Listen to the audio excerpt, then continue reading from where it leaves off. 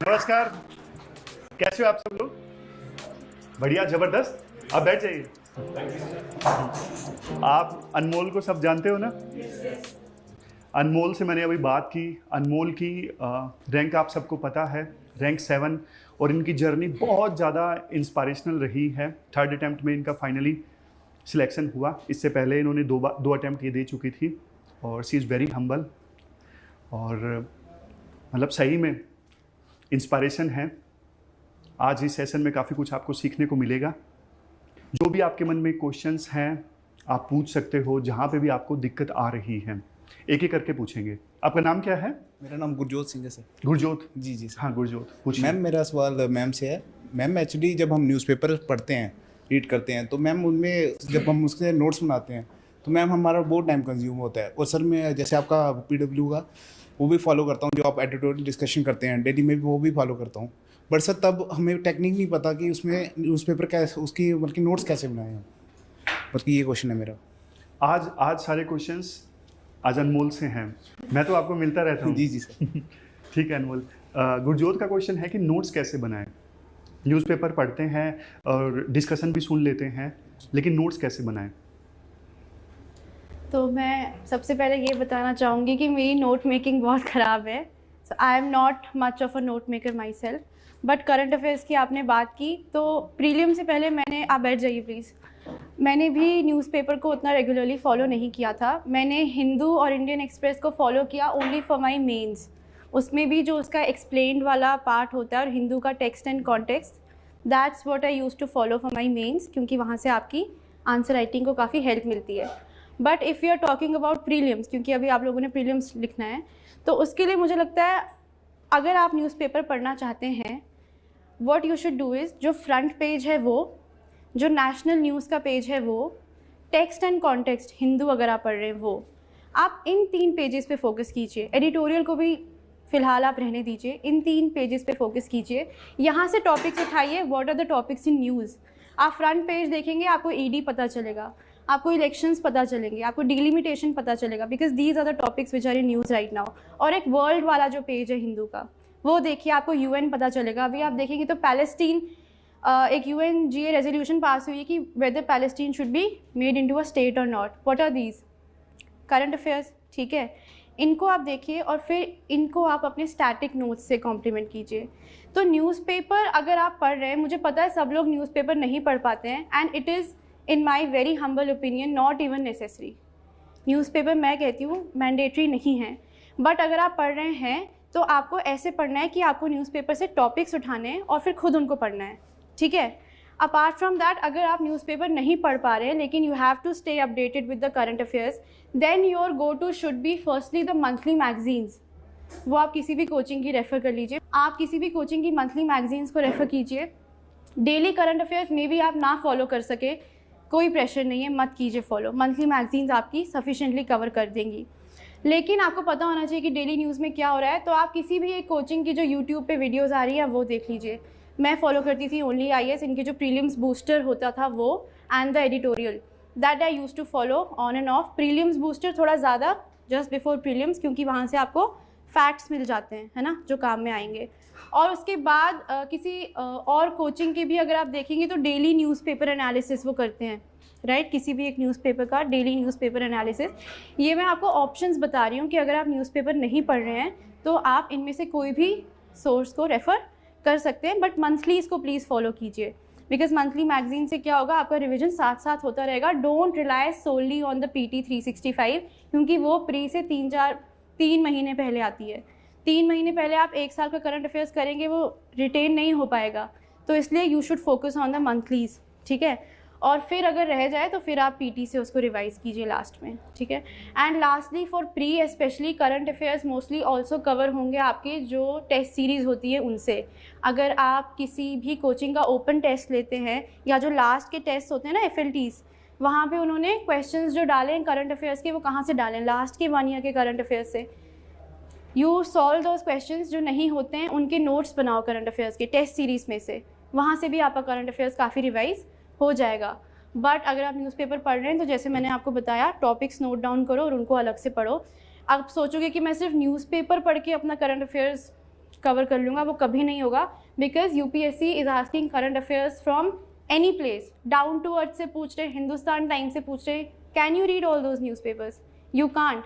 So your best bet is to either stick to one newspaper and revise रोज topics खुद से, अपने static के नोट से, कहीं और से, या तो फिर किसी एक कोचिंग के आप वीडियोस देख लें या कुछ, मतलब जो वीडियोस, क्योंकि मुझे लगता है ज़्यादा आसान रहता है हमें सुनने में, तो आप वहाँ से उनको फॉलो कर सकते हैं. और उसके बाद don't run after current affairs का मटेरियल. अगर आपने PYQs देखे होंगे, लास्ट ईयर का पेपर देखा होगा या उससे लास्ट ईयर का भी देखा होगा, तो current comprises a very small portion of it. ठीक है, अगर आप करंट से एक स्टेटमेंट सही कर भी लेंगे, बाकी की स्टेटमेंट्स तो आपको स्टैटिक से आनी चाहिए ना, तो your static should be strong. तो focus on your static, that's what I would say. इसमें अनमोल एक पॉइंट आप वो ऐड कर सकते हो, जैसे आपने बताया ना एडिटोरियल डिस्कशन सुन के आपके जो नोट्स थे उसमें आप ऐड ऑन कर लेते थे.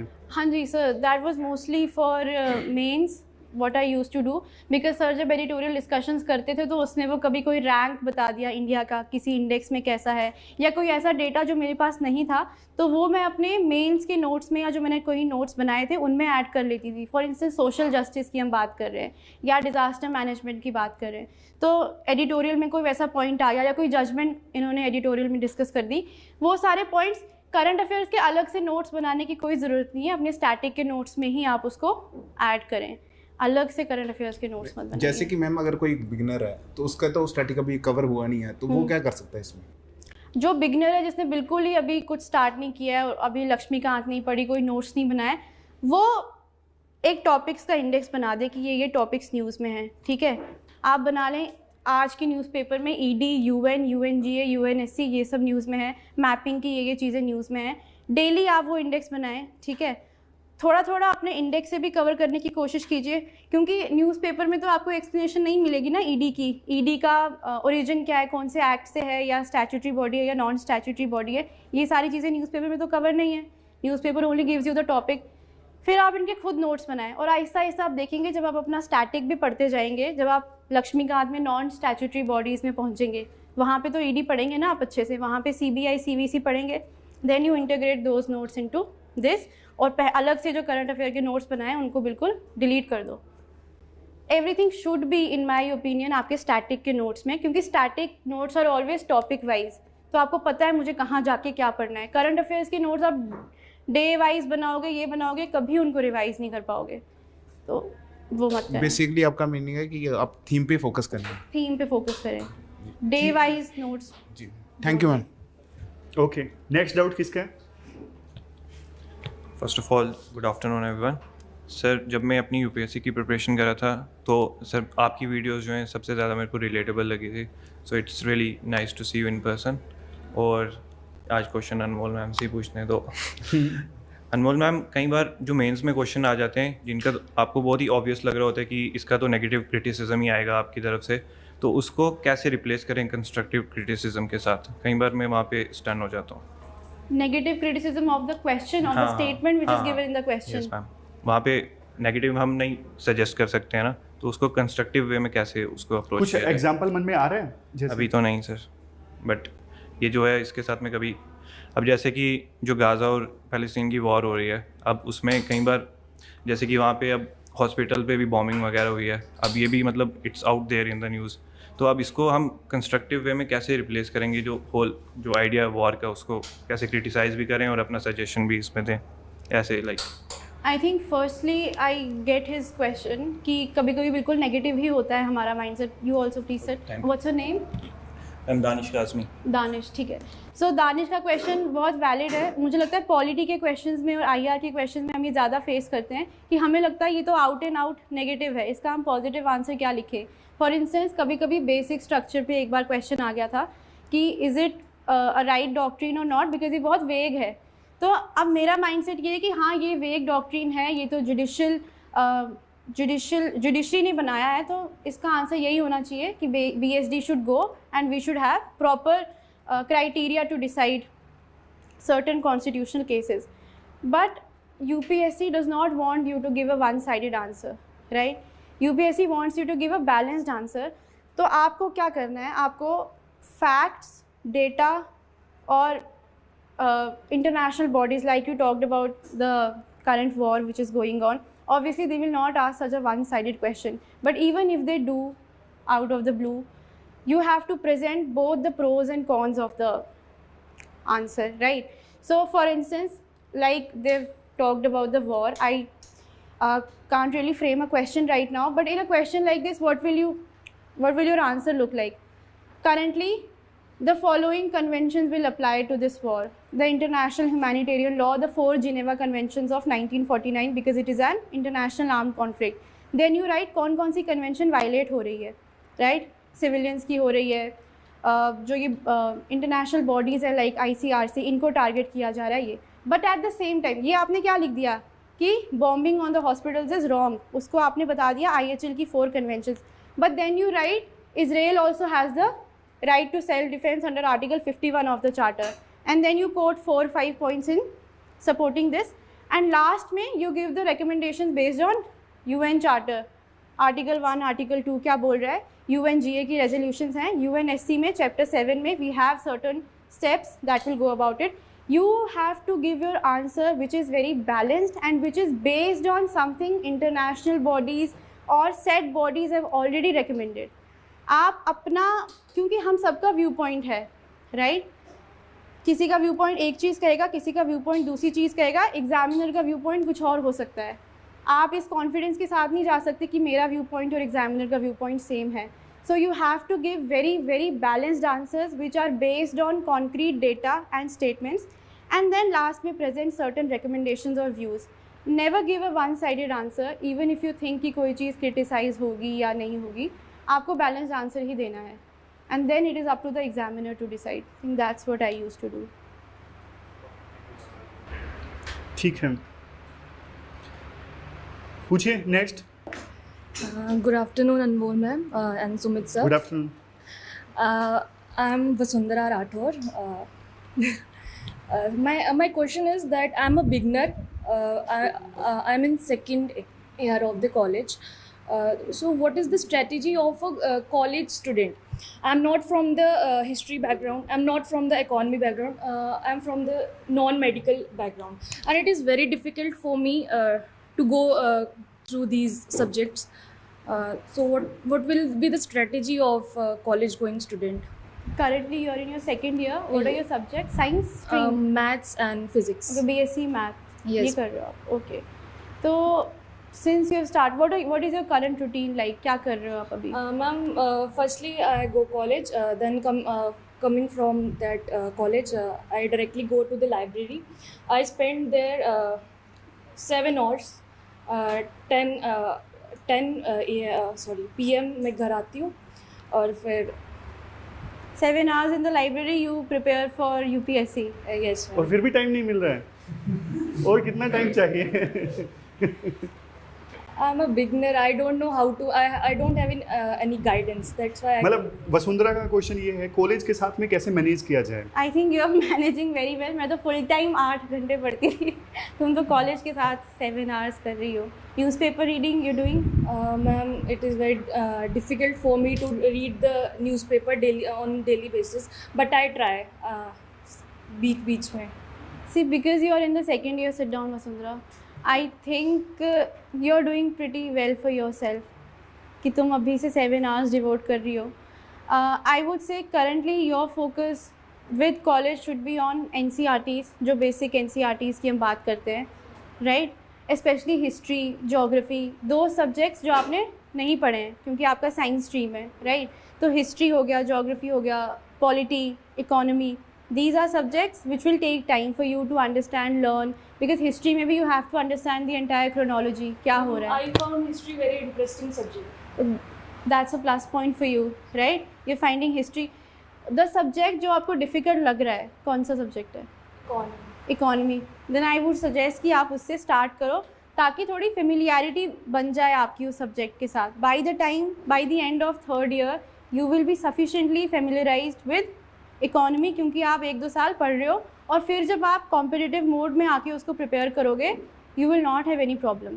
I think along with college मैंने तो उतनी पढ़ाई नहीं की थी कुछ, मैंने NCERTs खरीद के रखी थी, but I did not prepare much. To you I can only suggest, because you have time, try reading newspaper. क्योंकि एक बार हम जब आ जाते हैं ना फुल्ली, वो 1 साल जो हम प्रिपेयर करते हैं, उस टाइम पे हमें लगता है कि स्टैटिक इतना ज़्यादा है, हम न्यूज़पेपर नहीं पढ़ पाते. That's why I was suggesting videos and all of those things to you, monthlies और वो सब. इस वक्त आपको एक अंडरस्टैंडिंग बिल्ड करनी है of the world, a very comprehensive and holistic understanding of what is happening around अस.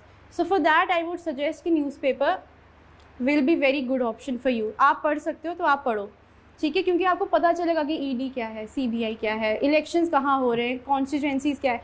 जब आप इन टर्म्स से थोड़े फेमिलराइज हो जाओगे, बाद में जब आप PT पढ़ोगे या मंथली पढ़ोगे, आपके लिए ज़्यादा इशू नहीं होगा. Would you be taking a drop year after graduation या सीधा? You will prefer to take a drop year, no? तो ये सब स्ट्रैटेजीज जिनकी हम बात करते हैं, PT पढ़ना, मंथली पढ़ना, ये आप तब करें. इस वक्त what you can seriously focus on is doing the NCERTs, covering your basics अच्छे से, having a complete understanding of all of these topics and supplement that with your newspaper, ठीक है. और उसके साथ साथ में you can watch videos. कोई अगर टॉपिक समझ नहीं आ रहा है, इकोनॉमी का या जोग्राफी की मैपिंग समझ नहीं आ रही है, there are ample videos on the net. किसी एक को पकड़ लो, कोई एक कोचिंग की वीडियो या किसी एक टीचर की video, just to get an understanding. That would be my advice. देखो पता है क्या, यहाँ पे एक चीज़ ना आप ये याद रखना, आप ये देखो कि आपके हिसाब से क्या बेस्ट है. मतलब आपको लगता है कि न्यूज़पेपर पढ़ने के बहुत सारे फ़ायदे होते हैं. जैसे जो आप स्टैटिक में पढ़ोगे ना, गवर्नर कैसे लड़ रहे हैं, जैसे दिल्ली में है, वो वैसे आप लक्ष्मीकांत में पढ़ोगे. यहाँ पे आपको जीती जागती लड़ाई दिखेगी, आप कितना बढ़िया ढंग से रिलेट कर पाओगे. और न्यूज़पेपर पढ़ने के और बहुत सारे फ़ायदे होते हैं. जैसे CSET है, और CSET के पेपर में बड़े बड़े कॉम्प्रीहेंशन आते हैं, पैसेज आते हैं. अब न्यूज़पेपर पढ़ते हो तो आप वो पैसेज आप बढ़िया ढंग से पढ़ सकोगे. इसके अलावा जैसे आपका ग्रेजुएशन है, अब इंटरव्यू में जैसे अनमोल हैं, इन्होंने लॉ से ग्रेजुएशन की थी, BA + LLB इन्होंने किया, तो ग्रेजुएशन से संबंधित क्वेश्चंस वो पूछ लेते हैं. तो न्यूज़पेपर से हमें पता लगता है कि हमारी फील्ड में क्या चल रहा है. जैसे इलेक्ट्रॉनिक्स से B.Tech किया है, मान लो एग्जाम्पल है सिर्फ, तो इलेक्ट्रॉनिक्स से संबंधित क्या नया चल रहा है वो फिर पूछते हैं. आप जैसे लोकल हो, यहाँ पे जम्मू से लेकिन न्यूज़ आती है, इंटरव्यू में आपसे पूछा जाएगा कि जम्मू में क्या है, जम्मू के बारे में इंपॉर्टेंट डिटेल्स. तो ये सब कुछ हमें न्यूज़पेपर से मिलता है. आप सिलेक्टिवली पढ़ सकते हो, हफ्ते का एक साथ पढ़ सकते हो, जो आपके लिए बेस्ट हो वो आप करिए, ठीक है. Apart from that, just another thing to add to what sir said, आपके एस्से में भी बहुत हेल्प हो जाएगी. अगर आप एडिटोरियल्स वगैरह कुछ पढ़ते हो ना, तो अगर टाइम हो, या अगर आप एडिटोरियल डिस्कशन भी देख रहे हो, वहाँ से भी आप एनेक्डोट्स उठा के अपने एस्से में यूज़ कर सकते हो. जैसे इस बार जिन्हें नोबेल पीस प्राइज़ मिला, उनकी स्टोरी, ठीक है, एक टाइम में मलाला की story, these are the stories which are often mention in the newspaper. या कोई भी आप ऐसा उठा लें, कभी कभी हम पेट्रियार्की पे इस बार एस्से आया था, तो न्यूज़पेपर में आप ग्लोबल जेंडर गैप इंडेक्स वगैरह देखेंगे. You can coat those things in your essay. So if you have time, do go through these, और अपने माइंड में रखिए कि ओके ये चीज़ मुझे एस्से में हेल्प कर सकती है, ये पॉलिटी में कर सकती है, ये सोशल जस्टिस में कर सकती है. Because you have time, you should definitely go through it. If you don't have time to go through the newspaper, still don't have that FOMO कि मैंने नहीं पढ़ा. आप टेंशन ना लें कि हमने न्यूज़पेपर नहीं पढ़ा तो क्या होगा.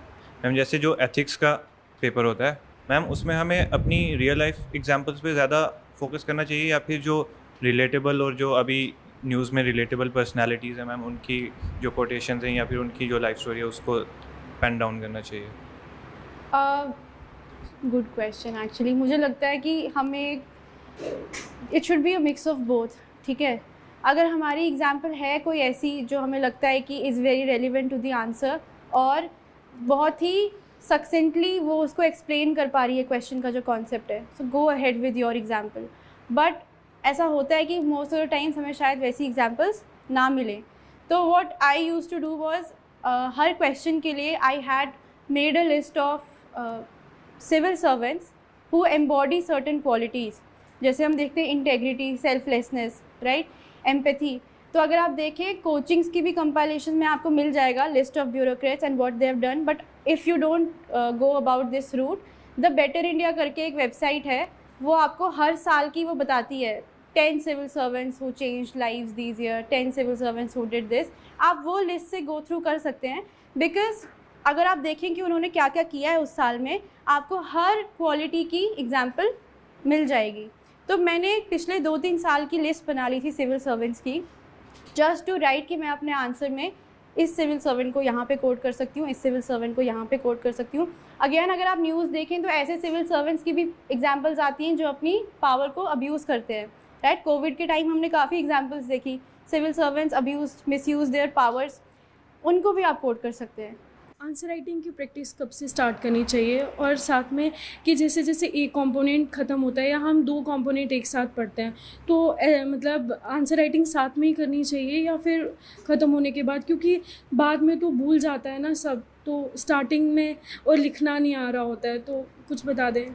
आप कब दे रहे हैं अटेम्प्ट? 25 में दे रहे हैं, तो you have started preparation? Yes ma'am. What stage are you in your preparation? क्या हो गया एक बार सारे सोर्सेज? सिलेबस मेरा प्री का मेंस का भी एक बार मैंने पढ़ लिया है, और प्री का मेरा इकोनॉमी रहता है और ज्योग्राफी मेरी फिज़िकल ज्योग्राफी रहती है, बाकी मैंने पढ़ लिया है। आई थिंक आंसर बैठ जाइए। आपका नाम? आसिया जावेद। आसिया। तो बहुत रेलिवेंट क्वेश्चन है कि हम आंसर राइटिंग कब करें, पढ़ते पढ़ते साथ साथ करें या पूरा सिलेबस हो जाए उसके बाद करें, क्योंकि तब तक काफ़ी टाइम तक ऐसा होता है कि जो पढ़ा होता है वो भूल जाता है हमें।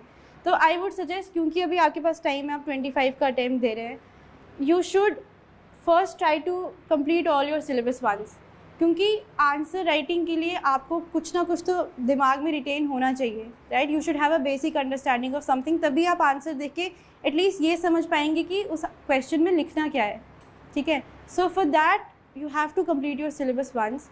एक बार अच्छे से पूरा सिलेबस कर लीजिए, उसके बाद जब आप 2nd 3rd रीडिंग कर रहे हैं उस टाइम पे आप टॉपिक पढ़ते पढ़ते अपना PYQ देखिए कि इस टॉपिक से कौन से PYQs आए हैं मेंस में, ठीक है। फॉर इंस्टेंस जैसे आपने पॉलिटी पढ़ा होगा, ठीक है, तो आपने पॉलिटी पढ़ा, उसमें आपने आर्टिकल्स पढ़े, ठीक है। अब आप देखेंगी जब आपने आर्टिकल्स पढ़े तो आप देखेंगे कि 2022 या 23 में आर्टिकल 21 पे क्वेश्चन आया है कि सुप्रीम कोर्ट की जजमेंट्स बताइए जिन्होंने आर्टिकल 21 की अंडरस्टैंडिंग को ब्रॉडन किया है। First time reader can not understand that question and answer that question, but जब आपने 1-2 बार पढ़ा है, आर्टिकल 21 को भी अच्छे से पढ़ा है, फंडामेंटल फ्रीडम्स को अच्छे से पढ़ा है, at that time you will be better place to answer that question. उस टाइम पे आप समझेंगे कि ठीक है इस क्वेश्चन में क्या लिखना है, ऐसे लिखना है, ऐसे लिखना है। उसके बाद आई थिंक अगर आप 25 का अटेम्प्ट दे रहे हैं तो बाई आई वुड से सितंबर अक्टूबर तक आपकी प्रिपरेशन इस 2024 तक काफ़ी अच्छे से हो जाएगी। उसके बाद अक्टूबर टू दिसंबर आप अपनी आंसर राइटिंग को प्रैक्टिस कर सकती हैं, क्योंकि आपने इतना पढ़ लिया होगा कि आपके दिमाग में ये सब चीज़ें रिटेन होंगी। So I think answer writing starting में बिल्कुल मत करना, क्योंकि आप डीमोटिवेट हो जाएंगे कि हमें तो कुछ याद ही नहीं है। Only after 2nd 3rd reading will you be able to at least understand कि क्वेश्चन में क्या लिखना है। और आई थिंक वो टाइम आपका आता है सितंबर के बाद, क्योंकि तब तक आपने 1-2-3 बार पढ़ लिया होता है अच्छे से, करंट अफेयर्स का भी आपके पास मटेरियल होता है। So then you can write your answers better. और आंसर राइटिंग कभी भी टेस्ट सीरीज से स्टार्ट मत करना, किसी भी कोचिंग की टेस्ट सीरीज से आंसर राइटिंग स्टार्ट मत करना, हमेशा PYQ से अपनी आंसर राइटिंग को स्टार्ट करना, क्योंकि आप देखेंगे जब आप PYQ से आंसर राइटिंग स्टार्ट करते हैं आपको एक पैटर्न समझ में आता है कि इस एरिया से किस टाइप का क्वेश्चन पूछा जा रहा है। अगर आप ज्योग्राफी देखेंगे तो अर्थक्वेक्स और वल्कनिज्म के क्वेश्चंस बहुत ज़्यादा रिपीट हो रहे हैं, ठीक है, तो एक पैटर्न समझ आएगा। आप अपने फिर आप उसको लर्न भी वैसे ही करेंगे, आपको पता चल जाएगा कि ठीक है वल्कनिज्म या अर्थक्वेक का क्वेश्चन आया तो मुझे पहले डेटा डालना है, मुझे अपनी डिज़ास्टर वल्नरेबिलिटी वाला पॉइंट डालना है, ठीक है, उसके बाद मुझे ऐसे ऐसे लिखना है कि what are the causes of earthquakes, या कौन से एरियाज़ हैं जो बहुत ज़्यादा वल्नरेबल हैं, पैसिफिक रिंग ऑफ फायर है अगर हम वॉल्केनोज़ की बात करें। तो ये सब आपको PYQ से बेटर समझ आएगा।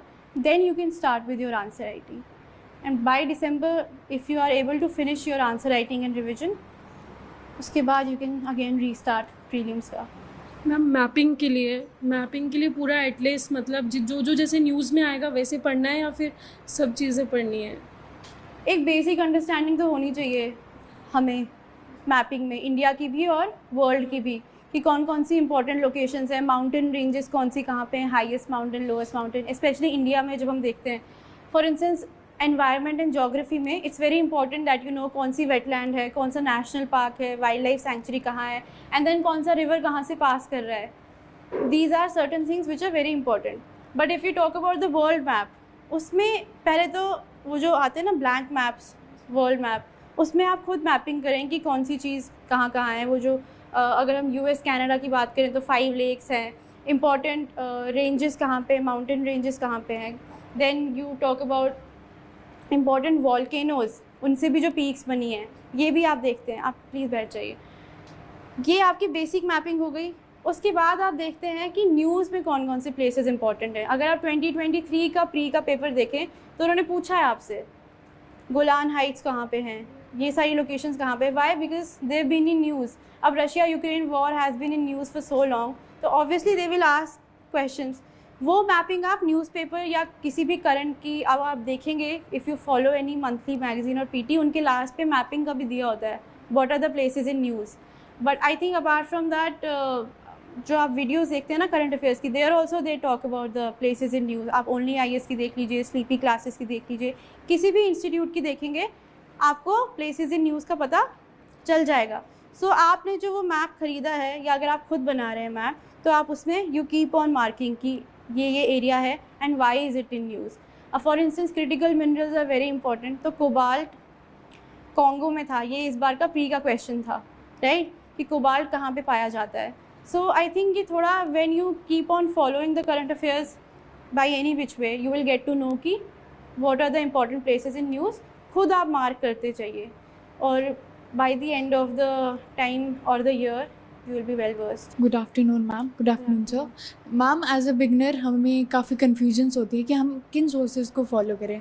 लाइक कि अगर हम किसी कोचिंग का मटेरियल यूज़ कर रहे हैं तो क्या वो हमारे लिए इनफ रहेगा हमारी प्रिपरेशन के लिए। जैसे मैंने प्रारंभ बैच ज्वाइन किया PW का ही, तो अभी तक तो मैं बस उनकी ही वीडियोज़ को फॉलो कर रही हूँ, और पर क्या वो मेरे लिए इनफ रहेगा, और हम नोट मेकिंग कैसे करें एज अ बिगनर। ओके, आपका नाम? निशा चिब। निशा। सो मेरा भी यही क्वेश्चन था बहुत लंबे टाइम तक कि हमें कौन से सोर्सेज फॉलो करने चाहिए।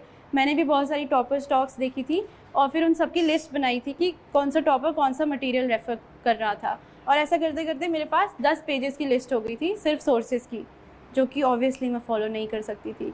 तो मेरा तो ये था कि you choose your source and then, तो मैंने क्या किया, आई स्टार्टेड विद NCERTs। मैंने किसी कोचिंग का मटेरियल पहले फॉलो नहीं किया था, तो मैंने NCERTs पढ़ी और फिर मैंने PYQs की एक कंपाइलेशन आती है प्रीलिम्स के, मैंने वो कंपाइलेशन ख़रीदी और फिर मैंने देखा कि क्या मुझसे PYQ सॉल्व हो रहे हैं based on what I have read. I think that is the surest way to gauge कि आपकी प्रिपरेशन सही हो रही है कि नहीं, कि आप पढ़ो और फिर आप PYQs देखो। टेस्ट सीरीज़ मत देखना, PYQs देखना कि क्या ये टॉपिक मैंने पढ़ा और जो मैंने पढ़ा उसकी बेसिस पे मैं क्वेश्चन सॉल्व कर पा रही हूँ या नहीं। ठीक है, आप भी ये करो। अब कोचिंग के मटेरियल का मैं ये कहूँगी कि हर कोचिंग का मटेरियल इज़ सफिशिएंट।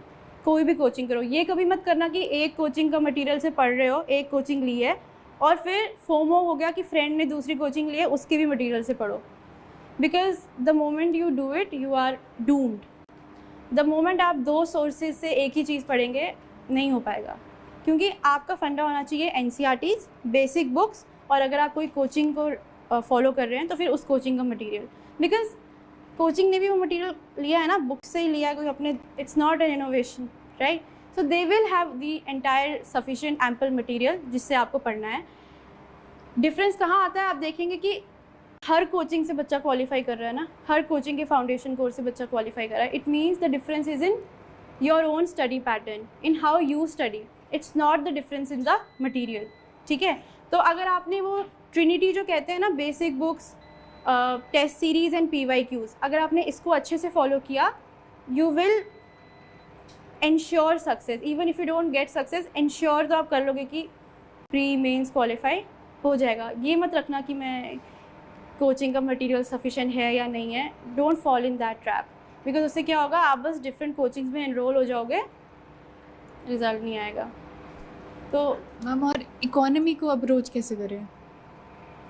मेरा भी economy was not a very strong point, ठीक है, and because I hadn't enrolled in any coaching, तो for me I had actually, मैंने मृणाल सर की यूट्यूब की वीडियोस देखी थी, बिकॉज आई हैड हर्ड कि he is a very good faculty for economy, everybody knows him, so I had done that. And then उनकी जो आती है ना notes, the 6 pillars of handouts जो हैं उनके 6 pillars of economy, I had referred to those and I had completely relied on that material for economy. And just before prelims he brings out this Win series, right? Win 22, Win 23 series, जिसमें वो आपका economic survey, budget and the entire current affairs उसको cover कर देते हैं. So I use to rely on that. And I think economy के अगर आप प्री के PYQs देखें, दे आर वेरी कॉन्सेप्चुअल. ठीक है, प्री के PYQs में इकोनॉमी में बहुत कॉन्सेप्ट बेस्ड क्वेश्चंस पूछते हैं. नीर और REER जो है उसके बीच में डिफरेंस पूछ लिया. ठीक है, CRR क्या है उसके क्वेश्चंस पूछ लिए. तो आप देखेंगे कि इसके लिए आपका स्टैटिक स्ट्रॉन्ग होना चाहिए. करंट पे ज़्यादा फोकस नहीं रहता है इकोनॉमी में, specially for pre. So that's what you should also focus on. मेरी तो यही थी कि मैंने मृणाल सर को ही कम्प्लीटली फॉलो किया था, बिकॉज मुझे उनके नोट्स भी समझ आ जाते थे, although they are very bulky. But I knew कि मैंने अगर एक फैकल्टी पे रिलाई किया है तो मैं इसी पे फोकस करूं, बिकॉज मैं आधे नोट्स मृणाल के पढ़ूं, फिर मैं किसी और कोचिंग के नोट्स लेके चली जाऊं, फिर मैं किसी और की बुक पढ़ लूं. That would actually hamper my preparation. So I followed his for all my 3 attempts. I used to follow his notes. इसमें अनमोल ने जो एक तरीका बताया ना वो सबसे बेस्ट है. आपको ना कभी भी डाउट आए, किसी भी सोर्स पे डाउट आए, तो इन्होंने जैसे बताया ना, आप PYQ देखिए. उस सोर्स से अगर आपके सारे PYQ सोल्व, मतलब अच्छा नहीं था सोर्स, मतलब समझ गए. सबसे पहले ये देखिए उस सोर्स से आपको अच्छे से समझ में आ रहा है, कंसेप्ट में कोई दिक्कत नहीं है. पहला टेस्ट पार, अगर सब कुछ समझ में आ रहा है. दूसरा टेस्ट, सब कुछ जो पहले क्वेश्चंस पूछे हुए हैं सारे सोल्व हो रहे हैं आसानी से, तो इसका मतलब वो सोर्स आपको सूट कर रहे हैं. दोनों में से कहीं भी दिक्कत आए, या तो कंसेप्ट समझने में दिक्कत आए या फिर PYQ सोल्व नहीं हो रहे हैं, तो इसका मतलब आपको एक बार देखना चाहिए दिक्कत कहाँ है. क्या कुछ कम इस सोर्स ने कवर किया है या फिर कुछ कंसेप्ट छोड़ दिए हैं. फिर ये देखिए, हमेशा ना एक साइंटिफिक लॉजिकल अप्रोच अपनाइए, बजाय इसके कि ब्लाइंडली कुछ भी आप फॉलो करो या फिर कुछ भी ऐसा सोचिए कि कहाँ पे एरर है. जहाँ पे सोर्स को ऑल टुगेदर छोड़ने की ज़रूरत है, छोड़ दीजिए. जहाँ पे लगता है कि कुछ टॉपिक्स एक्स्ट्रा करने की ज़रूरत है, वहाँ पे कुछ टॉपिक्स एक्स्ट्रा कवर कीजिए. ठीक है ma'am. My self Anmol Fiza Khan. Ma'am मेरा क्वेश्चन ये है कि मतलब करंट अफेयर्स जो है उसका थोड़ा सा ये हो जाता है कि मतलब नोट मेकिंग का वो इम्पॉर्टेंट है, नोट मेकिंग, या मंथली मैगजीन्स और न्यूज़पेपर इनफ है? आई थिंक हमें बैठ जाइए. तो अनमोल का बहुत वैलिड क्वेश्चन है, नोट मेकिंग करंट अफेयर्स की नहीं. आई थिंक हमें हमेशा फोमो होता है कि हमारा कोई करंट अफेयर का टॉपिक मिस ना हो जाए. आई think that is the only reason हम सब नोट्स के पीछे भागते हैं. ठीक है, तो उसके लिए आप ये कर सकते हैं कि अगर आप न्यूज़पेपर फॉलो कर रही हैं, are you following the newspaper, what you should do is, like I said, make a list of the topics कि न्यूज़पेपर में क्या क्या न्यूज़ में है. ठीक है, और उसको अपनी पेज पे पढ़ते रहो. क्योंकि अगर कोई भी गवर्नर टॉपिक न्यूज़ में है तो इट्स नॉट कि गवर्नर न्यूज़ में रहेगा only for 1 day, it will stay in news for months. Supreme court की किसी चीज़ पे जजमेंट अगर न्यूज़ में है, it will stay in news for months, क्योंकि फिर उसमें अपील होगा, कोई जजमेंट आएगा. What you should do is you should write down the broad topics, make a list of those topics and then go about them either on your own pace. और जब monthly आ जाती है उस महीने की, फिर आप उस मंथली से भी वो टॉपिक्स पढ़ें, क्योंकि मंथली में वो सफिशेंटली कवर्ड होगी. अगर आपको लगता है कि नहीं कुछ है जो मंथली में भी कवर नहीं हो गया, फिर आप उसको गूगल कर लें. कोचिंग्स ने तो निकाले हुए हैं ना उन पे आर्टिकल्स बहुत ज़्यादा. खुद से note making day wise current affairs की मत कीजिए, क्योंकि नहीं हो पाएगा और after a point of time आपके इतना बल्कि नोट्स हो जाएंगे और आप उनको वापस नहीं रेफ़र करेंगे. क्योंकि नोट मेकिंग आपका काम, करंट अफेयर्स का note making is not your job. कर रहे हैं बहुत सारे लोग, वही काम कर रहे हैं ना, कोचिंग्स आपको वही तो कंपाइलेशंस दे रही हैं. तो अगर वो कर रही हैं तो फिर आप क्यों उसी काम को करेंगे. आपका काम है रिटेंशन इन योर माइंड. वो आप कैसे कर सकते हैं वो आपने देखना है. या तो आप खुद अपने स्टैटिक नोट्स को सप्लीमेंट करें उससे, या फिर आप एक इंडेक्स बना लें, खुद पढ़ें, अपने स्टैटिक के नोट्स को लिख लें, या तो फिर मंथली मैगजीन जो है उसमें लिख लें. बट खुद नोट्स मत बनाइए करंट अफेयर्स के, बहुत बल्कि हो जाएगा. मैम PYQs के रिगार्डिंग मेरे को पूछना था कि मैम PYQs मतलब हम अगर सॉल्व कर रहे हैं ना, तो उसके बाद उसका एनालिसिस बहुत इंपॉर्टेंट होता है, उसको एनालाइज करना. तो मतलब उसमें मैं थोड़ा कंफ्यूज हो जाती हूँ कि मतलब कैसे, मतलब उसको. आप कब का अटैम्प्ट दे रही है? मैम 2025. ठीक है. तो आई थिंक PYQ एनालिसिस जब हम कहते हैं, इसका मुझे लगता है 2 तरीके से एनालिसिस करना चाहिए. पहला तो हमें पूरा ईयर वाइज PYQ सॉल्व करने चाहिए खुद, but that you should do only once you have completed your syllabus और अब आप PYQ सॉल्व कर रहे हो. क्योंकि तब आप देखते हो कि अगर आप कोई गेस भी लगा रहे हो किसी फैक्ट की बेसिस पे आप गेस लगा रहे हो या कोई एलिमिनेशन कर रहे हो या कोई टेक्निक यूज़ करके क्वेश्चन सॉल्व कर रहे हो, तो आपकी एक्यूरेसी कितनी बन रही है उसमें। That is one type of analysis to see कि मैं जो सोच के क्वेश्चन अटैम्प्ट कर रही हूँ क्या वो सही है या नहीं है। That is one type.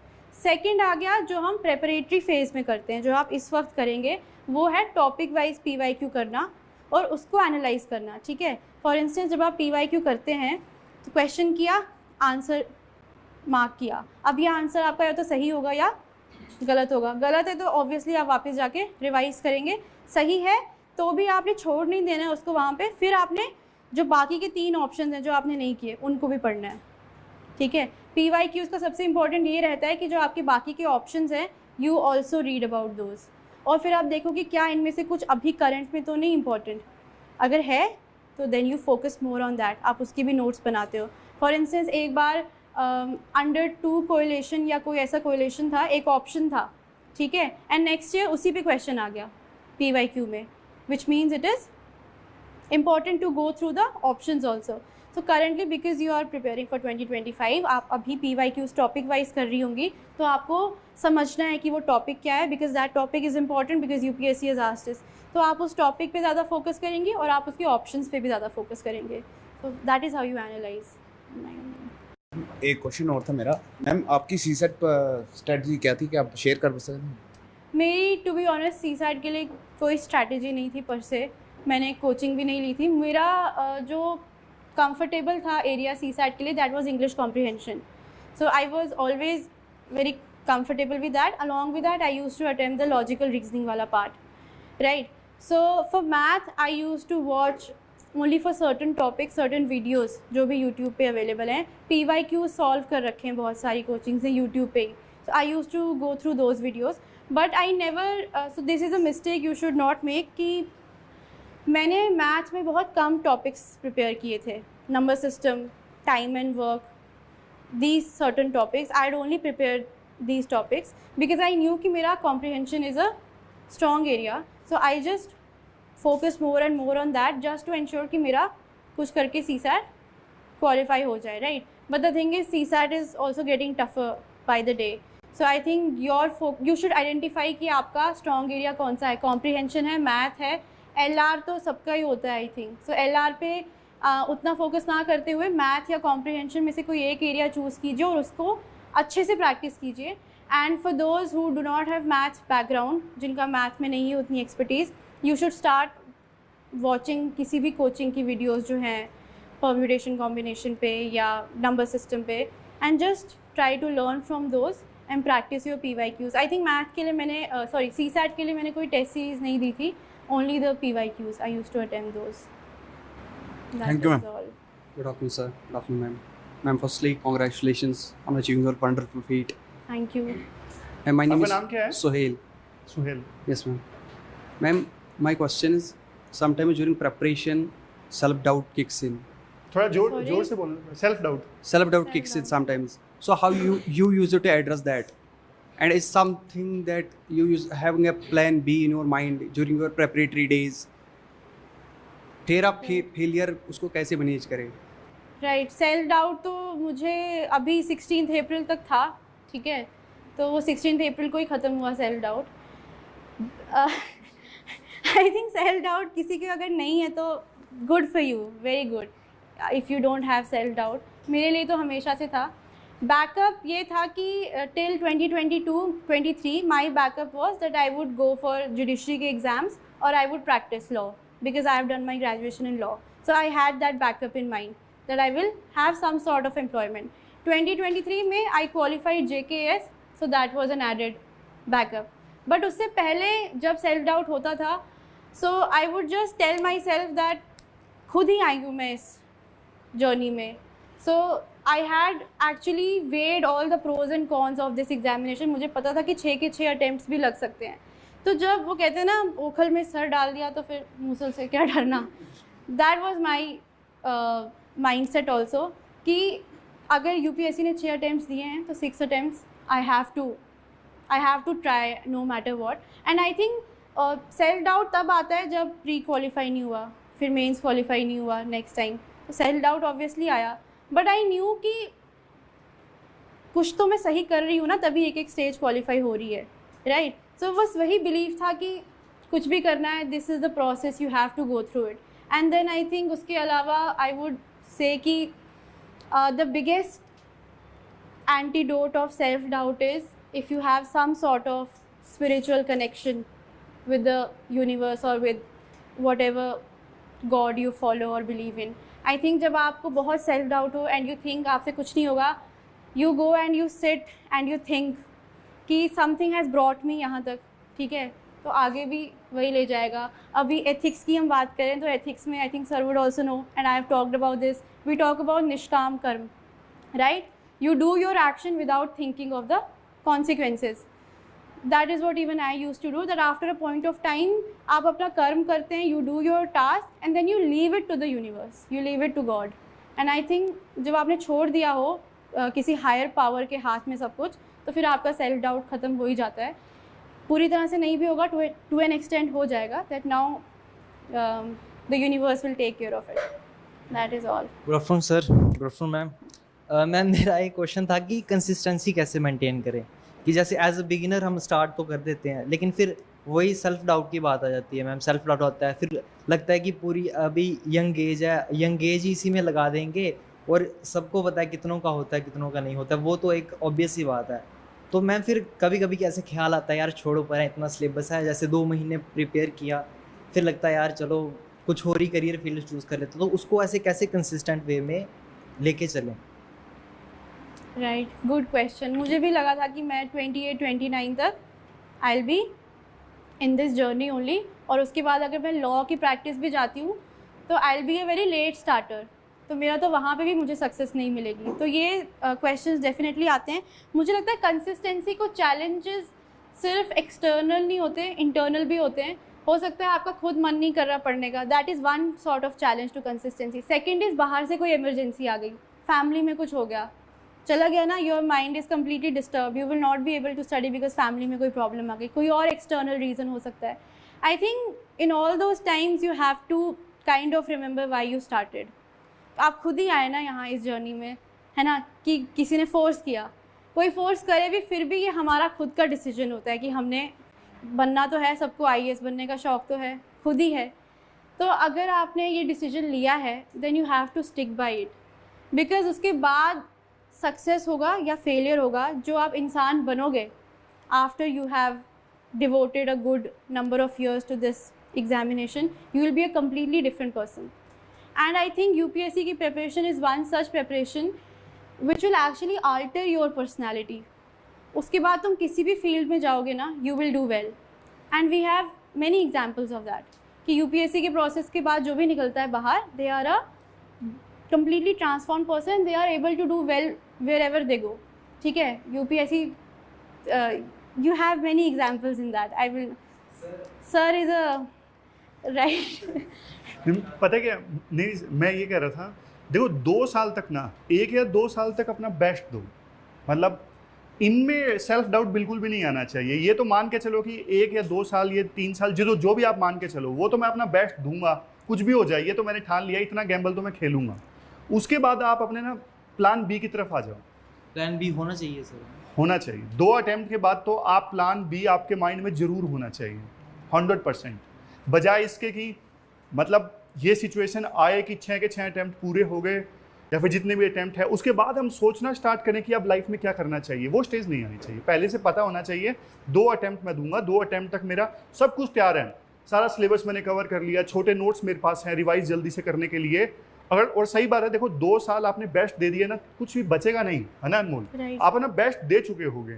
उसके बाद अगर नहीं होता है तो आप प्लान बी के बारे में, कुछ जॉब है, हायर स्टडी है, जो भी आपको करना है करिए। और यूँ नहीं कह रहा मैं तैयारी छोड़िए उसके बाद में, उसके बाद फिर आप जॉब करते करते या फिर हायर स्टडी परस्यू करते करते फिर करिए, क्योंकि आपकी तैयारी तो हो चुकी है 2 अटेम्प्ट में, समझ गए, ये करिएगा, फिर सेल्फ डाउट भी नहीं आएगा। बट वो जो 1-2 साल हैं जिनकी बात सर कर रहे हैं, उनमें कभी ये सेल्फ डाउट बताने देना कि मैं नहीं कर पाऊँगा। और consistency, I think that is an internal thing, वो आपको खुद से हैबिट फॉर्म करनी पड़ेगी कि नहीं मैंने बैठना है, बिकॉज मोटिवेशन बहुत कम टाइम तक लास्ट करेगी। एक वीडियो देख ली, कोई एंट्री वीडियो देख ली, कोई कुछ देख लिया, वो 2 घंटे की मोटिवेशन, उसके बाद क्या। अगले दिन तो फिर तुम्हारा सुबह उठ के पढ़ने का मन नहीं करेगा, है ना।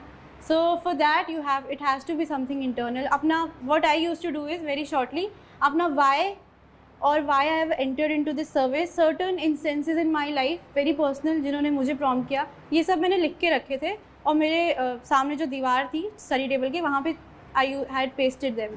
तो कभी जब पढ़ने का मन नहीं करता था या नहीं करता है पढ़ने का मन एवरी डे, या 2 घंटे के बाद यूट्यूब चलाने का मन करता है या सोशल मीडिया पे जाने का मन करता है, I would just look at it and then again restart my preparation. Guilt आता है जब वो देख के वाई जब आपने लिख लिया ना, फॉर एग्जांपल मैं अपने फादर के लिए मदर के लिए करना चाहता हूँ तैयारी, और उनकी बोली हुई कुछ लाइन आपने टेबल के आगे लिख रखी है, फिर आप सोशल मीडिया पे जाओगे और वो लाइन पढ़ोगे ना, अंदर से गिल्ट आएगा, यार ये मैं क्या कर रहा हूँ। तो कम से कम 2 साल के लिए तो या तो जान लगा दो या फिर जाने दो, फिर मतलब बार बार डाउट ही आ रहा है, फिर क्या ही, फिर ना आप कुछ और कर पा रहे हो और इसमें भी पूरा नहीं अपना 100% दे पा रहे हो, 40% 30% दे रहे हो, समझ गए। मेरा ऐसे सर वो वाई ये था कि ऐसे इसमें सेलिब्रिटी टाइप फील आती है, वो क्लियर नहीं था ना, फिर इसलिए सर। नहीं इसलिए मत बनो, सेलिब्रिटी बनने के लिए मत बनो, ये सही बहुत छोटा है, छोटा सा एम है। और तुम सेलिब्रिटी बड़े अलग तरीक़ों से बन सकते हो, right. Celebrity is not just वही मैम, वही मैं सोच रहा फिर एक्टिंग में जाऊँ, लेकिन मैम फिर सर वही सेल्फ डाउट है, ये एज सर मैं वही सोच रहा ना, इस एज में अगर एक वो आपने बता दिया सर कि 2 साल अगर हम छोड़ दें कि और कुछ नहीं करना यही करना है तो हो सकता है कुछ। थैंक यू सर उसके लिए, thank you ma'am. Thank you. और किसी को है डाउट? पहले हेलो सर, हेलो मैम। मेरा क्वेश्चन ये है कि एक्चुअली मैं साइंस बैकग्राउंड से हूँ और मैंने अपना 1 ईयर ड्रॉप ईयर डिवोट किया था नीट प्रिपरेशन को। कुछ रीजंस के कारण उस फील्ड में मैं नहीं जा पाई एंड मैंने ये स्टेप लिया कि मुझे इस जर्नी में खुद को एनरोल करना है। एंड अभी ऐसी सिचुएशन है कि मेरी NCERTs पे अच्छी कमांड नहीं बन पा रही एंड हिस्ट्री में काफ़ी ज़्यादा डिफ़िकल्टीज आ रही हैं, तो उसको कैसे किया जाए। आप अभी कॉलेज में हैं? Yes, first year. Which subjects? BSc in science. BSc in science, okay. और हिस्ट्री यहाँ पे था ना जिसकी हिस्ट्री में कमांड थी, help her, right. Not now but I am just telling you after this session you can definitely speak to her, but what's your name? Shanu Sharma. Shanu, okay. So पहले तो आपको मैंने बता दिया हिस्ट्री के लिए किसके पास जाना है, she is going to be your go to person, do discuss, right. But apart from that I would say obviously किसी ना किसी सब्जेक्ट पे हमारी कमांड नहीं होती है। What's in the past that's gone, आप नहीं कर पाए नीट या जो भी रीज़न था, forget about that. Don't think कि मेरा 1 ईयर वेस्ट हुआ है। You have to think about the future now and you have set this goal for yourself now. अगर आपने 1 साल नीट के लिए इतनी रिगरस प्रिपरेशन की है, सो आई एम श्योर कि this preparation is going to be a cake work for you, because यहाँ पे आपको इतनी डाइवर्सिटी है टॉपिक्स की that you will be able to, अगर ये टॉपिक नहीं समझ आ रहा तो मैं कुछ और पढ़ लूँ, ये नहीं समझ आ रहा तो मैं कुछ और पढ़ लूँ। फ्लेक्सिबिलिटी है आपको UPSC में उसकी। So what I would suggest is कि अगर हिस्ट्री में नहीं बन रही कमांड, NCERT समझ नहीं आ रही, सबसे बड़ा इशू जो मुझे लगता था क्रोनोलॉजी का समझ नहीं आता था, right. And that mistake happens because हम सीधा न्यू NCERTs पढ़ना स्टार्ट कर देते हैं। Is the problem same with you कि आपने सीधा न्यू NCERTs पढ़नी स्टार्ट कर दी? Because new NCERTs are not chronological, उनमें थीम्स के थ्रू पढ़ाया गया है। What I would suggest is first try to understand कि chronology क्या है हमारी हिस्ट्री की, right from the Indus Valley civilization to up till now. For that I would suggest आप if you are enrolled in a coaching, I'm sure it will help you. वहाँ पे तो अच्छे से पढ़ाएंगे, but if you are not, then what you can do is YouTube पे पूरी NCERTs पढ़ाई गई हैं अच्छे से, ठीक है। कोचिंग के ही हैं। मुझे हिस्ट्री नहीं समझ आती थी तो मैंने इनकी जो YouTube पे फ्री वीडियोज़ थी, आई यूज़ टू वॉच दोज, ताकि मुझे थोड़ा पता तो चल जाए कि ठीक है किस एज में क्या इंपॉर्टेंट है, ब्रोंज एज क्या है, ये क्या है, भीमबेटका केव पेंटिंग्स क्या है, because these were terms which are very new to me and these were concepts also which were very new to me. So I think that is how I went about it. I started with the videos and then I went back to reading my Tamil Nadu NCERTs and the new NCERTs. These were the only two sources I followed for history. So I would suggest you, क्योंकि class में भी यही होता है ना, हम जब किसी नई क्लास में जाते हैं तो पहले टीचर पढ़ाता है फिर हम पढ़ते हैं खुद. So I think that's what even you should do. And कभी अगर कोई चीज़ बहुत मोनोटोनस हो जाए और यू थिंक कि ये कॉन्सेप्ट पढ़ के नहीं समझ में आ रहा, then shift to some other subject. History समझ नहीं आ रही तो पॉलिटी में चले जाओ, जोग्राफी पढ़ लो, बिकॉज उससे आप पढ़ भी रहे हो एंड दिमाग में भी कुछ जा रहा है and you not wasting time also. And ma'am my second question is that कि हम रिविजन कैसे करें। जैसे हमने एक टॉपिक पढ़ा, आफ्टर 1 और 2 वीक हमने रिवाइज किया एंड फिर सेकेंड रिविजन हम उसको दे रहे हैं आफ्टर 1 और 1.5 मंथ। उसको हम कितनी देर तक रिवाइज करें कि वो अच्छा?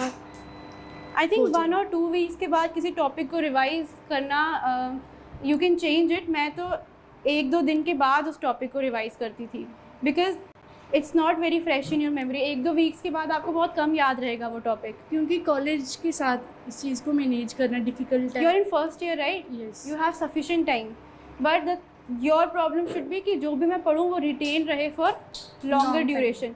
तो लॉन्गर ड्यूरेशन तक रिटेन करने का बेस्ट तरीका है कि पहले शॉर्ट पीरियड्स में उसको रिवाइज़ करो। ये मत सोचो कि मैं 1-2 हफ्ते के बाद रिवाइज़ करूँ तब तक मैं और ज़्यादा पढ़ लूँगी। जो पढ़ा है ना उसको हमने पहले अपने दिमाग में अच्छे से रिटेन कर लेना है। Don't run after the breath of the syllabus, you have to ensure कि जो पढ़ा है that should stay retain. So start by revising everything after a gap of 1 or 2 days and then shift to weeks, then to months। क्योंकि फिर आप देखोगे आपको revise करने की ज़रूरत ही नहीं पड़ेगी, आप माइंड में ही आपको सब कुछ याद आता रहेगा। You will be able to revise everything verbally, बिल्कुल बिना अपने नोट्स को देखे हुए। So I think you should just reduce the space between different intervals. My last query is that कि कभी कभी हमें क्वेश्चन में लगता है कि more than one option correct है। उस चीज़ कभी के कभी लिए हमेशा ही लगता है। तो उसके लिए क्या किया जाए? उसके लिए प्रैक्टिस, PYQs की प्रैक्टिस, टेस्ट सीरीज़ की प्रैक्टिस, बट हमेशा स्टार्ट विद PYQs, बिकॉज जब आप देखेंगे कि आप एक मिस्टेक बार बार कर रहे हैं, you will be able to understand क्यों UPSC ने इस आंसर को सही दिया है एंड नॉट दूसरे आंसर को। एंड 2 ऑप्शंस में ऐसी कंफ्यूजन होती है, कभी लगता है कि एक 70% है और दूसरा वाला 30%, तो उसमें फिर 70% वाला कर दो। But I think this mind में वो चीज़ आ जाती है ना कि क्या पता 30%। तो अभी बिकॉज यू आर प्रैक्टिसिंग तो मार्क कर दो कोई भी आंसर, क्योंकि अभी तो there is nothing to lose. And then जब आप पढ़ रहे हो तो तब देखो कि क्यों ये वाला आंसर गलत था, क्यों ये वाला आंसर सही था, एंड देन सी मुझे क्यों लगा कि ये वाला आंसर सही था। अगर आपने गलत आंसर को सही मार्क किया है तो अपनी थिंकिंग के बारे में सोचो कि मैंने क्या सोच के इसको सही मार्क किया था, because the root cause of that wrong answer is your thinking, yeah, something that you have memorized which is wrong. Then you go back to the root cause and then you revise it. For instance, this used to happen with me in the actual prelims paper कि ये answer सही लग रहा था, ये गलत लग रहा था, और बाद में जो गलत था मैं वही सही मार्क करके आई थी 2022 में। But then I worked on that. So I think you have time, you can work on these And things. Ma'am अभी तक मैंने न्यूज़पेपर रीडिंग स्टार्ट नहीं की है, जस्ट मंथली मैगजीन्स, तो अभी ना करूँ या अभी स्टार्ट कर देना चाहिए उस चीज़? Are you comfortable with monthly magazines? Yes. समझ आ रही है सब कुछ अच्छे से? So then just go with the flow अगर आपको लग रहा है कि monthly magazines are good enough. But I think those people who have time, जो अभी कॉलेज के साथ प्रिपेयर कर रहे हैं, they should definitely go for newspapers. Because आपके पास 1, 2, 3 साल हैं for preparation. तो आपको what you have to do is you have to kind of understand everything comprehensively. Monthly magazines और PTs उनके लिए हैं जो अगले साल पेपर दे रहे हैं या जो इसी साल पेपर दे रहे हैं। उनके पास उतना टाइम नहीं है कि वो हर चीज़ अब अच्छे से पढ़ें। उनको सब कुछ एक जगह पे चाहिए, उनको गवर्नर भी चाहिए, गवर्नर का आर्टिकल भी चाहिए, जजमेंट्स भी चाहिए एक ही जगह पे, है ना, क्योंकि उनका पेपर है next year.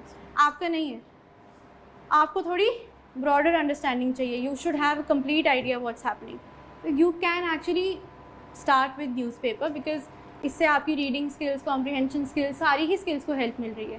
So if you have time do start with newspaper. Thank you so much ma'am. अभी जिनके पास में टाइम है ना, आप लोग तो गलती करो यार, 3-3 साल है आपके पास में, गलती से सीखो, खुद एक्सपेरिमेंट्स करो मेरे लिए क्या सूटेबल हैं। अभी जैसे सानू बता रही कि कुछ क्वेश्चंस में उन्हें दिक्कत आती है 70% 30%, अभी तो सिर्फ शुरुआत है, अभी तो हज़ारों क्वेश्चंस की प्रैक्टिस आप करोगे, खुद ही रियलाइज होता जाएगा कि कैसे। अभी तो बिगनिंग है, अभी तो बिगनिंग है ना ये। अभी आपने सारा सिलेबस भी नहीं पढ़ा है। हाँ।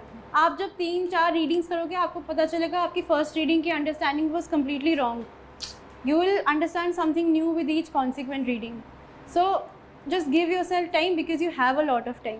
जितनी बार पढ़ते हैं ना, जैसे मैं अपना एक्सपीरियंस बताता हूँ, मैं न्यूज़पेपर वाला डिस्कशन करता हूँ ना, फर्स्ट टाइम मैं एडिटोरियल डिस्कस करता हूँ ना, फर्स्ट टाइम जब पढ़ता हूँ एडिटोरियल तो एक पर्सपेक्टिव मिलता है, दूसरी बार जब मैं फिर से पढ़ता हूँ एक नया पर्सपेक्टिव मिलता है, तीसरी बार कुछ और जानने को मिलता है। मतलब आधे घंटे के अंदर अंदर मैंने तीसरी बार आर्टिकल पढ़ा ना, मुझे हर बार कुछ नया जानने को मिलता है, उसमें कुछ बेटर अंडरस्टैंडिंग के साथ पता लगता है।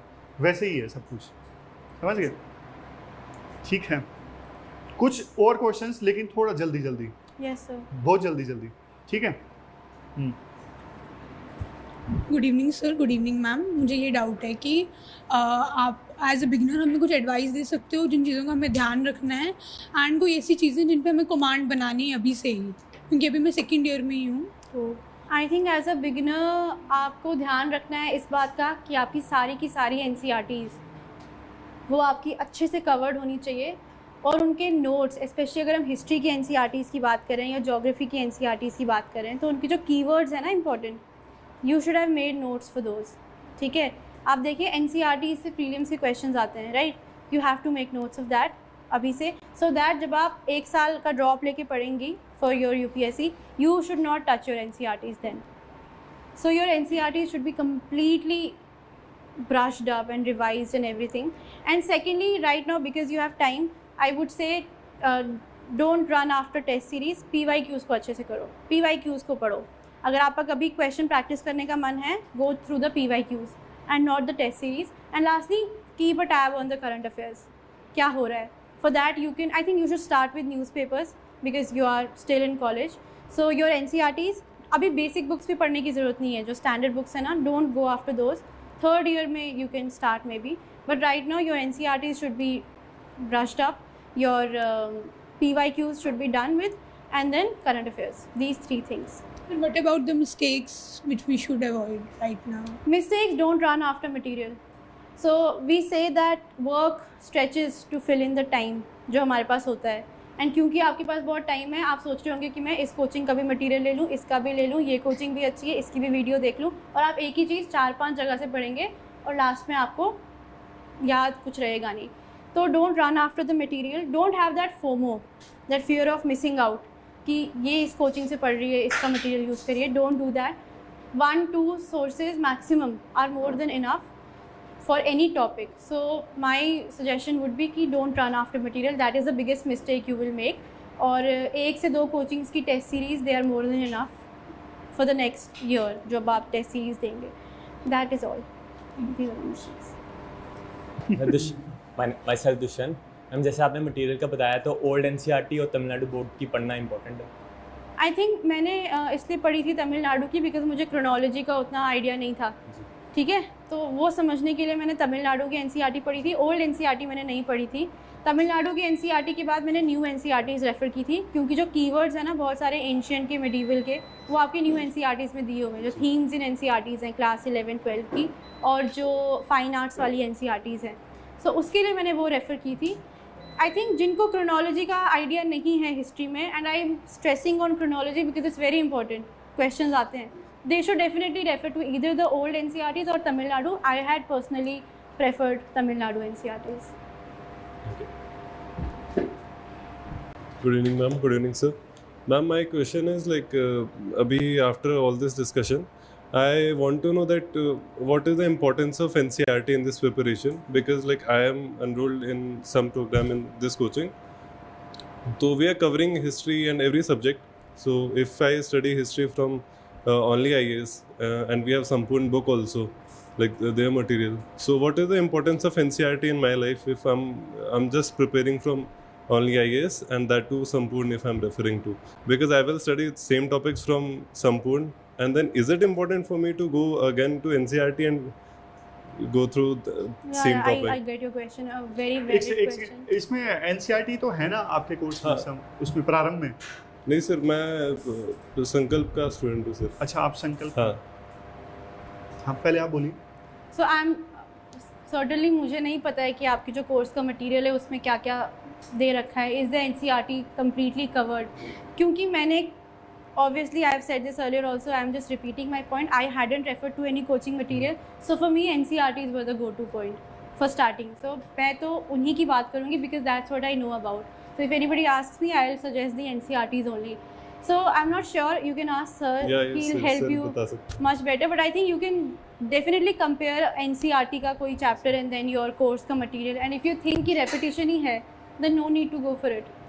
मैं तो ये सजेस्ट करूँगा, वैसे तो देखो टीचर जो हैं बिल्कुल बेसिक से कवर करते हैं, NCERT कवर होता है, लेकिन फिर भी मैं सजेस्ट करूँगा NCERT आप पढ़ लेना, उससे एक तो कॉन्फिडेंस बहुत बिल्ड हो जाता है, क्योंकि ना बहुत मतलब सच में कंसेप्ट में जैसे मैं बोल रहा था ना, कुछ एक नया डायमेंशन जानने को मिल जाता है, और NCERT कवर करने में ना ज़्यादा टाइम नहीं लगता है, मतलब बिल्कुल ऐसा लगता बहुत जल्दी जल्दी कवर होती हैं, तो एक बार आप पढ़ लोगे तो कुछ जाएगा नहीं, 15 दिनों में तो आप कंप्लीट कर दोगे। सो मैम दूसरा क्वेश्चन पर्टिकुलर अबाउट इससे एक सेकंड, इससे ना कई बार एक डाउट ये आता है कि डायरेक्ट क्वेश्चंस भी NCERT से UPSC पूछ लेती है, तो मन में ना लास्ट में ऐसा ना हो कि यार UPSC ने कहीं डायरेक्ट क्वेश्चंस पूछ लिए NCERT से, मैंने NCERT नहीं पढ़ी, तो इससे अच्छा अभी आपके पास में टाइम है, 25 में आप एग्जाम दोगे तो आप कर लेना। I think many of you would also be appearing for the JKS exam. Yes, sir. तो अगर आप उनका भी प्री का पेपर देखें और या मेंस का भी देखें, बट प्री की मैं ज़्यादा बात करूँगी तो NCERT से उन्होंने टर्म्स उठाई थी एक बार हिस्ट्री की, ठीक है।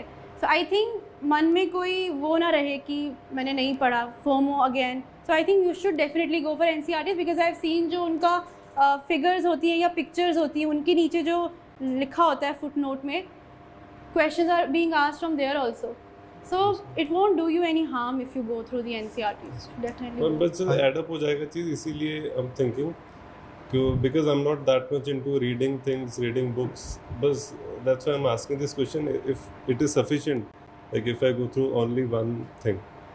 I don't have any FOMO with NCERT books. I'm fine with, because I believe in concept, and like just if I know the thing, I know the thing.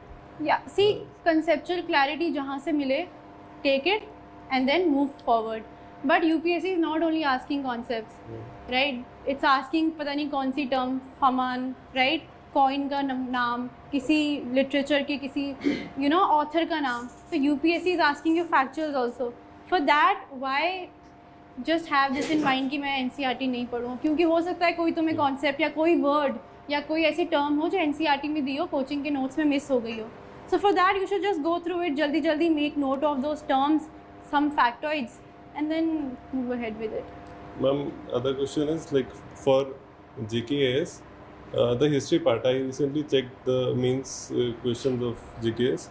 So they were asking like very particular questions from Jammu Kashmir history. So for that, like what is the material? Like I don't know. So last year when I appeared for JKS, there was no specific question about JNK, but still I had prepared. I think. There's one coaching, it has covered the entire Jammu Kashmir ki history, right from Avanti Varman up till Maharaja Hari Singh Gulab Singh. There's this entire compilation of those videos. अगर आप JK history search करेंगे, किसी coaching का, I can't remember the name of the coaching, पर उन्होंने सारे, so I had referred to that for my JKS interview and also for my UPSC interview. You can just, sorry, कौन से sir? Latif. I'm not aware of the name. वो किसी coaching की पूरी playlist है. You can refer to that, and I think that will be more than enough. No need to buy any book for JK history or कुछ भी. Thank you sir. MC Mahajan. So M4 तो मैंने book पढ़ी. Right. वैसे सब कुछ covered है, ज़्यादा ऐसे यूँ मत सोचना कि मेरे हाँ कि सब कुछ अगर कवर्ड है तो मुझे कोई ऐसा वो नहीं है कि NCERT पढ़ने का शौक भी नहीं है. मैं खुश हूँ एक जगह से पढ़ने में, क्योंकि सेम चीज़ ही पढ़ रहा हूँ. देखो पता क्या है, एक आपको बेसिक सी बात आता हूँ, जब हमने संपूर्ण नोट्स बनाए तो आपको लगता नहीं कि हमने तो देखा ही होगा बेसिक कुछ NCERT से नहीं छूटना चाहिए. तो हमारी बात नहीं है, कोई भी कोचिंग जब नोट्स बनाता है ना तो पूरी टीम ये कोशिश करती है कुछ भी नहीं छूटना चाहिए, क्योंकि कुछ छूटेगा तो उसी को नुकसान है. इसलिए तो कई बार जैसे नोट्स जो है वो बल्कि हो जाते हैं. क्यों? क्योंकि टीचर ये इंश्योर करना चाहता है कि ज़्यादा बेशक हो जाए, कम नहीं होना चाहिए. कल को यूँ ना हो जाए कि क्वेश्चन मेरे नोट से नहीं आया. समझ गए?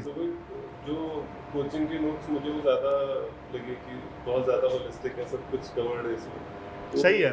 और Then have faith and just revise those. फिर छोड़ो. यहाँ पर बहुत NCERT की बात हो रही है, सब जगह होती है, ऐसा नहीं यहाँ पे होगी, तो इसीलिए आई थॉट कि पूछ लेना चाहिए. नहीं सही है. अनमोल पानी. Thank you.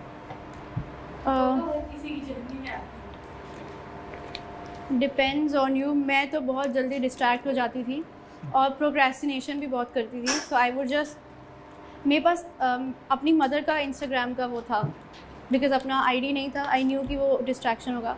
बट अगर मैं 5 मिनट की ब्रेक भी लेती थी तो मैं वो रील्स देखते देखते 2-3 घंटे हो जाते थे और फिर मैं थक जाती थी। तो मेरी ब्रेक के बाद मैं थक जाती थी और मैं पढ़ाई नहीं कर पाती थी।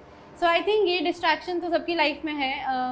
आई वुड से अगर आपसे नहीं हो पाता बैलेंस सोशल मीडिया और ये, तो डीएक्टिवेट कर दो सारे अकाउंट्स, डिलीट कर दो अकाउंट, डिलीट ही कर दो। मैं तो कहती हूँ डीएक्टिवेट में फिर हमें रहता है कि 14 डेज़ के अंदर हम फिर से चले जाएंगे या कुछ वैसा। डिलीट इट, अपने माइंड से डिलीट कर दो, ठीक है। और थोड़ा अपना वही मैंने कहा ना वाई वगैरह वो सब लिख दो। एक्चुअली मैंने तो अपने लैपटॉप वगैरह का जो वॉलपेपर था ना वो उसमें भी ऐसी चीज़ें रखी थी, ऐसे लोगों की पिक्चर्स वगैरह जो मुझे बहुत मोटिवेट करते थे। तो थोड़ा आई थिंक उससे आपको लगता है कि क्यों मैं सोशल मीडिया चलाऊँ ज़्यादा या नहीं। आई थिंक अगर किसी के पास मतलब जिनके पास आईफोन वगैरह हैं उनमें उनको पता होगा फॉरेस्ट का ऐप आता है एक, right, you can download that. बाकी एंड्रॉयड में भी आई एम श्योर ऐसे ऐप्स होंगे, वो रख लो। थोड़ा हमें लगता है ना ऐसे ऐप्स, हमें लगता है कि क्यों हम इन पे पैसे खर्चें या हम क्यों ऐसे ऐप्स को रखें, बट थोड़ा सा आपको एक्सटर्नल मोटिवेशन मिलती है कि नहीं अब मेरा पेड़ ग्रो कर रहा है तो why should I you know just switch the apps and दूसरे ऐप पे चला जाऊँ, वो कर लो। कभी कभी ऐसा भी होता था कि मैं अपना फ़ोन और टैब अगर मैं पढ़ाई कर रही हूँ तो मैं मम्मा को दे देती थी, because she is the most discipline person in our house. उनके पास चला गया फ़ोन तो वो नहीं देंगी, तो 1-2 घंटा मैंने पढ़ना है, मम्मा फ़ोन रखो, आई एम स्टडिंग, एंड फिर कुछ भी हो जाए she would not return the phone to me even if it were an emergency. So I think हाँ जी होता तो था, क्योंकि वो मन में आता था ना कि यार 5 मिनट की ब्रेक, मुझे कुछ देखना है, मुझे कुछ you know I have to watch, कोई रील देख लूँ या ये कर लूँ, बट वो नहीं देती थी। I think this is something you will have to do, क्योंकि इंटरनली डिसिप्लिन लाना बहुत मुश्किल है, स्पेशली आज। मुझे पता है हर 40-45 मिनट्स के बाद हमें होता है कि नहीं कुछ तो देखें, कोई वीडियो तो दिखे हमें, कोई गाना सुन लें, कुछ कर लें, बट डोंट डू दैट। वो कई बार हम डेलिबरेटली नहीं करते, सबकॉन्शियसली हमारा फ़ोन के ऊपर हाथ जाता है और फिर पता ही लगता, 10 मिनट बाद रियलाइज होते हैं अरे ये क्या कर रहा हूँ। This is the thing you all must have heard about, dopamine मिलता है हमें, है ना, तो we all need that dopamine. कोई नोटिफिकेशन तो नहीं आई, किसी का मैसेज तो नहीं आया, I had deleted WhatsApp also, ये सब चीज़ें दैट हेल्प मी, बिकॉज मुझे पता था किसी का मैसेज ही नहीं आना तो क्या चेक करना। तो हम ब्रेक लेते हैं। Just one more thing, break में सोशल मीडिया कंटेंट कंज्यूम मत करें जो आप 5-10, don't even read, don't go to Insta, YouTube, कोई रील वीडियो पढ़ाई की भी मत देखो, जस्ट गो आउट या कोई रिलेटिव है घर में उनसे बात कर लो, कुछ ऐसा जिससे आपकी आई स्ट्रेन ना हो रही हो, बिकॉज ऐसा होता है फिर आप नहीं पढ़ पाते, फिर से बैठ के आपका ब्रेन फटीग बढ़ता जाएगा बढ़ता जाएगा बढ़ता जाएगा। So do something else, if you are into gymming और exercise just go for that, सो जाओ, that's the best thing you can do break में। Take a 10 minute nap, 5 minute nap. I realise these things pretty late, तब तक my dark circles had become very prominent. But अगर हम इस preparation में कोई फिजिकल एक्टिविटी करते हैं मतलब मोर देन 2 और 1 और 2, तो हमें करनी चाहिए या नहीं, जैसे हम जिम जा रहे हैं या कुछ और कर रहे हैं। This is a very personal choice, I would say. Some people can't function without exercising और जिमिंग, उनको डोपामीन उससे मिलता है, तो they should definitely go for that. एक हॉबी या एक कोई चीज़ तो you should definitely maintain, because जब पीटी होगा पर्सनैलिटी टेस्ट, उसमें तो you will have to write in your DAF नो कि मैं क्या कर रही हूँ। So if you are into gymming, into yoga, into exercising, into cycling, whatever, you should definitely keep up with that, because that will motivate you to, ठीक है मेरी हो गई exercise gymming, now I will go back and study, थोड़ा और dopamine मिलेगा। So these things you should not leave, ये अपनी पर्सनल प्रेफरेंस। ठीक है मैम, मेरा क्वेश्चन ये है कि हम स्टार्टिंग से ही खुद के इंटरव्यू के लिए पर्सनालिटी कैसे बिल्ड करें, इंटरव्यू के लिए कैसे रेडी हुए? स्टार्टिंग से ही आई थिंक जब आप अभी प्रिपेयर करना स्टार्ट कर रहे हो, ज़्यादा कुछ मत करो, जो अपनी एक हॉबी है ना उस पर फोकस करो, राइट, जो भी what ever it is your hobby, that you can right in your डैफ। So for starting you should just focus on that. बाकी जो करंट अफेयर्स वगैरह है वो आपकी पढ़ते पढ़ते और इस प्रिपरेशन की जर्नी में your personality will develop eventually. You don't realize it now, but you will be a very different person by the end of a year or 2 years. आपकी perseverance, consistency, ये सब बढ़ जाएगी। जब आप essay के लिए prepare करोगे, ethics के लिए prepare करोगे, the things that you will read, and for essay I'll just say you can also watch, there are certain videos, motivation videos हैं YouTube पे, या the story of life or something करके, the school of life, और ऐसे ऐसे channels हैं जिन्होंने ethical concepts को या ऐसे कॉन्सेप्ट्स को एक्सप्लेन किया है। आप एसईओ और एथिक्स के लिए ये सब चीज़ें पढ़ोगे, बट ऐसा नहीं है कि आप पढ़ के भूल जाओगे। You will actually imbibe these things in your life. When you begin to do that, your personality does change, it transforms for the better. So you don't need to do much. It will happen very organically and very automatically. You won't realize. So the only thing that you actually need to focus on is your hobby, जो आपने सच में जिस पे effort डालना है. Apart from that, everything will be taken care of itself. Thank you. ठीक है, तो आज इस सेशन को हम यहीं पे समाप्त करते हैं। उम्मीद है कि आपको सेशन बहुत अच्छा लगा होगा। Thank you very much. Thank you.